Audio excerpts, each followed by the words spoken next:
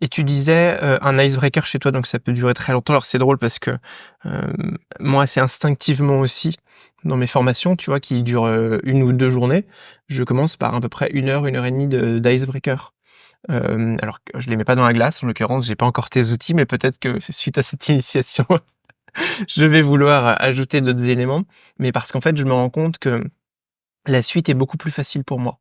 Je connecte tellement plus facilement avec mes apprenants une fois que on a fait connaissance pendant 1 heure et demie. C'était des inconnus à 8 heures du matin, 1 heure et demie plus tard, on se connaît très, très bien et c'est beaucoup plus facile et entre eux aussi, en fait, ils ont l'impression parfois de se connaître et d'ailleurs, certains me disent: «Oui, mais on se connaît, ça fait 30 ans qu'on bosse ensemble» et après l'icebreaker, ils me disent: «Ah oui, en fait, on est encore surpris par notre voisin».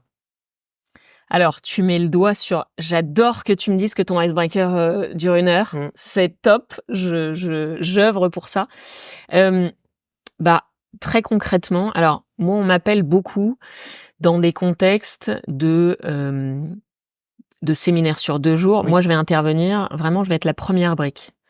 Personne ne sait ce qui va se passer, personne ne me connaît. J'arrive là et c'est moi qui vais installer Mmh. un climat, une énergie, une confiance. Voilà, je vais créer le cadre. Heu, Ce qui est intéressant dans ces icebreakers, c'est que moi, je dirais si je résume tout mon travail que je fais en entreprise, je suis une fabrique à première fois. OK? Une fabrique à? Première fois, La première fois. parce que j'essaye de toujours façonner des premières fois. Oui.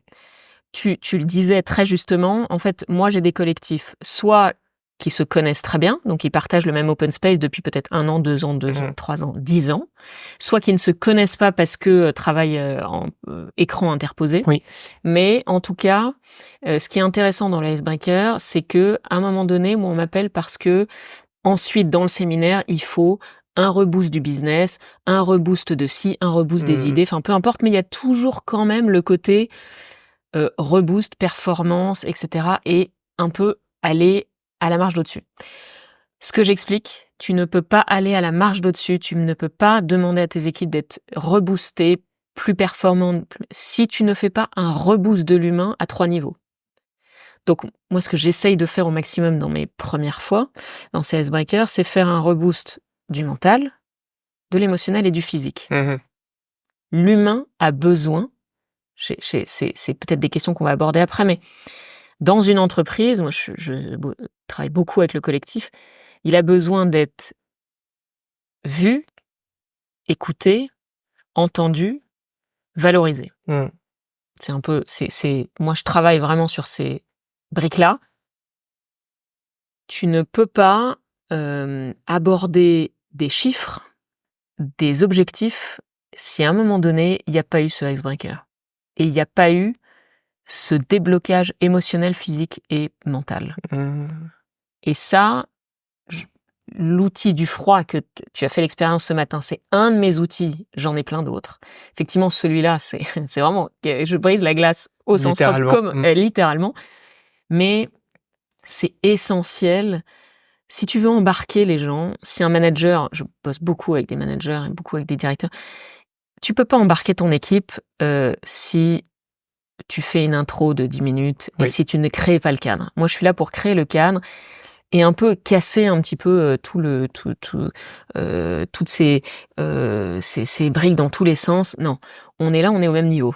On est au même niveau et l'expérience va être d'autant plus, transformative, peu importe l'expérience que je propulse, la première fois que je propulse en entreprise, mais c'est hyper important que de créer le cadre avant d'aborder des sujets business, avant d'aborder des sujets, comme tu abordes au quotidien, j'imagine, dans tes hôtels. Bah, c'est la même chose, quoi. Mmh. Mmh. Ça me donne plein d'idées. Ah, Je je à quand un partenariat, entre nous, où je te donne la charge de créer le lien et un peu de briser la glace et de faire un séminaire, ensemble. Je pense qu'en effet, enfin, il y a 20 minutes de ça, ceux qui nous écoutaient se disaient: «Mais qu'est-ce qu'elle vient faire là? Quel rapport?» et là, on voit tout de suite peut-être qu'il y a un des lien connexions qui se voilà, on faire. commence à comprendre. Ouais. Dans mon jargon, tout ce que tu dis, lié à l'entreprise, j'appelle ça de l'expérience collaborateur. Hem, je trouve que dans beaucoup d'entreprises et particulièrement quand ce sont des hôtels, c'est décrié. Ma question, c'est peut-être, est-ce que tu as des conseils ou des bonnes pratiques à donner aux employeurs qui sont, dans mon cas, beaucoup d'hôteliers restaurateurs, qui pourraient utiliser et mettre en place dans leur entreprise lié à ce que toi tu fais, par exemple? Écoute, oui, dans ce que je fais, il y a aussi donc il y a effectivement l'expérience que je propulse à un moment T et puis il y a ce que je conseille dans le temps. Parce que c'est l'expérience la première fois, il y a toujours le moment où Mmh. tu le vis et puis qu'est-ce que tu gardes après? Qu'est-ce que tu vas emporter à la maison et qu'est-ce que tu vas essayer de ritualiser dans ton Mmh. quotidien? Hem, je vais te prendre un exemple. Il y a un exemple spontanément qui me vient en tête et ça, je pensais pas qu'on allait me dire ça à la sortie de cette expérience. Je travaille avec, un groupe hôtelier, ils sont plutôt dans le voyage, Mmh. sans trop les citer et en gros, j'ai un partenariat à l'année avec eux, donc ils m'emmènent dans leur, club un petit peu à droite à gauche et j'arrive dans ce club, ma prestation, c'était pas pour les équipes, c'était pour leurs clients. Mmh. Donc je fais des bains de glace pour leurs clients, je restais 1 semaine sur place, il y avait 3 bains de glace de prévus et il se trouve que alors ils ont plusieurs équipes, dont une équipe sport, qui est une grosse équipe chez eux. Ils bossent comme des chiens, du matin au soir et quand je suis arrivée avec mes bassines, tout ça, bon, effectivement, les bains de glace, ça fait parler. C'est quelque chose, voilà, Mmh. c'est puis en ce moment, ça n'arrête pas, le froid, c'est Oui. très à la mode. J'ai du coup, fait ce premier bain de glace et puis là, très spontanément, le soir, le matin, le midi, les gens venaient me voir et les équipes, du coup, les équipes qui bossaient dans ce club, me disaient: «Ah mais ça a l'air incroyable, c'est génial, oh là là, j'aurais tellement aimé participer» et cetera, et cetera. Et donc du coup, je me suis dit, à force d'écouter ça, c'était le 3e jour, je me suis dit: «Je suis allée voir le responsable des sports» et je lui ai dit: «Écoute, c'est pour moi, est-ce qu'on peut réussir à trouver un créneau et je prends toute ton équipe de sport et on va faire un bain de glace pour Mmh. toute ton équipe de sport». Il me dit: «Oh là là, les emplois du temps sont un peu serrés, mais on va le faire. Mmh. Je vais trouver le temps». On l'a trouvé, on l'a fait.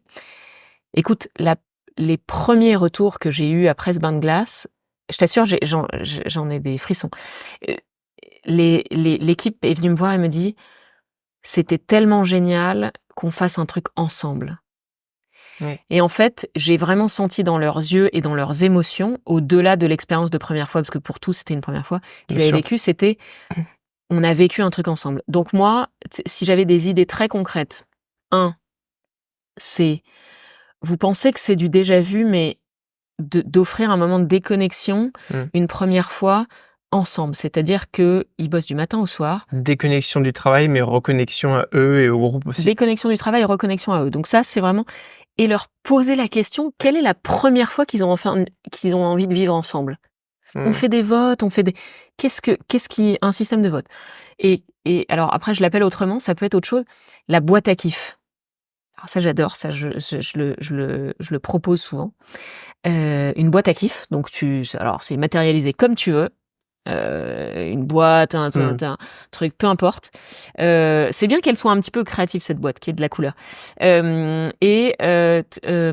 la fin de la journée ou à la fin de la semaine, un post-it et chacun, va, sur le post-it inscrire un kiff qu'il a envie de réaliser, seul ou à plusieurs. Mmh. OK? Donc il y a les dimensions de l'individualité, la dimension du collectif.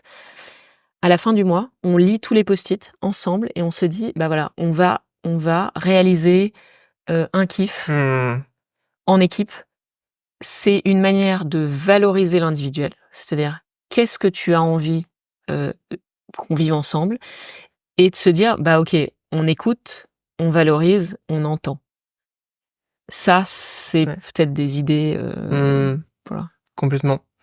Je trouve et alors, je suis évidemment convaincu que ça, que on peut pas fonctionner correctement dans une entreprise, si nos collaborateurs, tu vois, sont pas aussi pleinement engagés et moi, dans l'environnement dans lequel je gravite, hôtellerie et particulièrement, hôtellerie haut de gamme, on demande beaucoup à nos collaborateurs, on leur demande un plein engagement, comme à des sportifs de haut niveau finalement. On leur demande de se comporter comme des athlètes, d'être toujours avec, un sourire plein d'énergie face à leurs clients. Pour autant, si je continue ce parallèle avec le sportif, il a un kiné à disposition, le sportif, il a un préparateur mental, on l'aide à son bien-être. Le collaborateur chez nous, c'est pas du tout le cas. tu vois? Et je trouve qu'il faudrait vraiment réussir à mettre des conditions, à sa disposition pour que le collaborateur aussi puisse pleinement s'épanouir et voilà, pratiquer son activité comme un athlète, mais avoir du monde à sa disposition et j'ai l'impression que toi, c'est un peu ce que tu fais dans les entreprises. C'est ce que je fais et j'encourage alors, je vais pas parler de bien-être parce que ce mot, je vais parler de mieux-être. Mmh. Il y a un truc hyper simple qu'on peut faire aussi, c'est implémenter des moments, de switch off-off et des moments de switch off-on. Je m'explique. Et d'alterner entre les 2. En fait, ce moment de bien-être, se faire du bien aux collaborateurs et essayer que ces collaborateurs soient engagés, c'est aussi leur donner un vent d'inspiration et de respiration. Mmh. On respire on est tous en pilote automatique. Les moments donnés de off-off, c'est ce que j'appelle les moments de silence, les moments où on ne fait rien, le vide. Le vide, ça effraie. Le vide, c'est contre nature. Mmh. Le vide, on essaye de s'en écarter. Sauf que, en fait, je me suis rendu compte depuis toutes mes pratiques que c'est dans le vide que j'ai eu mes plus grandes épiphanies. Ah oui. Ok, d'accord. Donc, autoriser ces plages horaires de vide. D'accord. Donc Parce ça, que c'est ça vraiment favorise la off-off. fameuse créativité aussi. Ça favorise la créativité, mais ça favorise, tu sais, un manager ou un collaborateur ou toute ton équipe dans tes hôtels. Il y a un moment donné, on n'arrête pas. Il nous faut ce moment de respiration pour se dire, bah, j'avais un truc en tête, j'ai du mal à le craquer. Non, le cerveau, il a besoin de ces Mmh. phases exploratoires où il y a du rien, lui Oui. donner de l'espace. Donc ça, c'est le off-off. Et le off-on, bah ça, c'est autre chose. C'est des moments de déconnexion, mais des moments de déconnexion où on apprend, on s'inspire, où on fait quelque chose. Et ça, concrètement, ça veut dire quoi? Eh ben, ça veut dire que, eh ben, l'hôtel, la marque, l'entreprise offre, alors soit l'initiative de l'entreprise, soit encourage le collaborateur à aller voir une expo, à faire une recette, si on parle de cuisine, parce que il y a beaucoup dans l'hôtellerie, il y a beaucoup le Mmh. sujet de la voilà, de la Mmh. restauration, des plats, est-ce que ça va être une nouvelle recette qu'on va faire ensemble? Est-ce que ça va être, un film? Est-ce que ça va être un livre? Est-ce que ça va être un cours de sport? Est-ce que c'est un moment, qui te fait du bien et qui va être quand même un moment off, mais qui va être on parce que ta tête, elle va être quand même branchée sur quelque chose, ta tête ou ton corps. Et si tu fais, l'aller-retour entre les 2, je peux t'assurer que ton taux de vitalité et ou en tout cas, on parlait de se sentir vivant, on parlait de se sentir bien, parlait de se sentir engagé. Ça va avoir un impact énorme. Mmh. Ce matin, pendant l'initiation, à la respiration Wim Hof notamment, tu disais que on avait, c'est quoi, 65 000 pensées par jour? Ah oui, alors ça, c'est un truc alors, on a 60 000 pensées par jour. C'est beaucoup. Mmh. Je vais te dire 2 autres chiffres. 80% de ces pensées sont négatives. En Mmh. moyenne. Alors en moyenne, peut-être que Bien nous sûr. 2, on est sur une moyenne un petit peu plus élevée parce qu'on est bon, mais voilà, c'est des moyennes. Et le 3e chiffre que je vais te raconter, c'est pas pour foutre le moral à zéro de tous nos auditeurs, c'est pas du tout ça. Moi, je trouve que on est un plateau d'argent. Le 3e chiffre, c'est 95%. Donc 95% de nos pensées sont identiques à la veille. Si tu mets ces 3 chiffres en perspective, 60 000 pensées, 80% sont négatives, Mmh. 95 sont identiques à la veille. On a besoin de positif.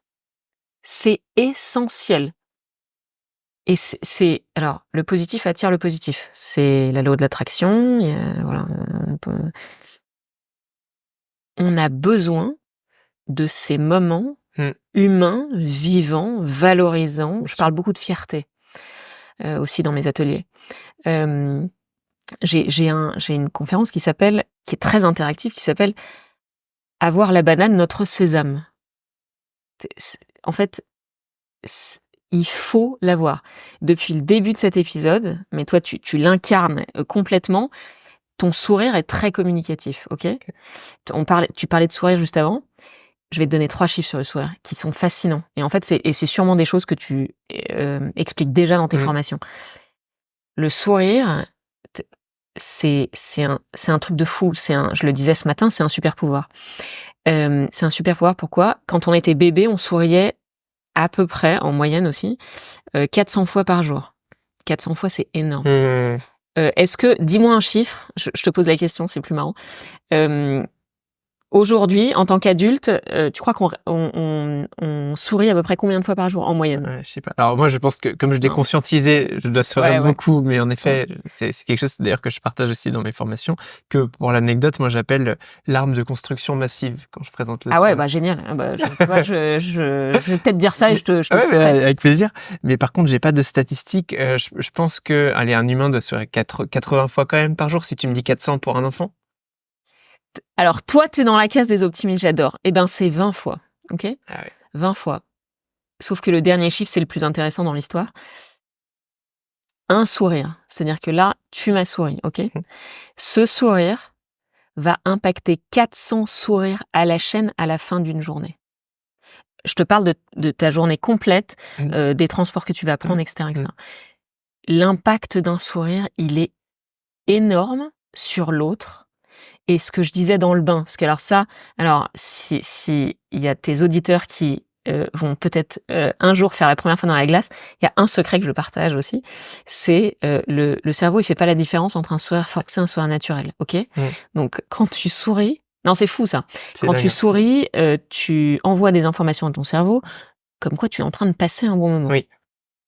Bref, sourions. C'est Mais gratuit, complètement, moi on y va. je le Voilà, dis aussi en formation, je c'était leur dis, souriez à votre réveil le matin, ouais, vous allez voir, vous allez vous lever heu de bonne humeur. C'est un très bon hack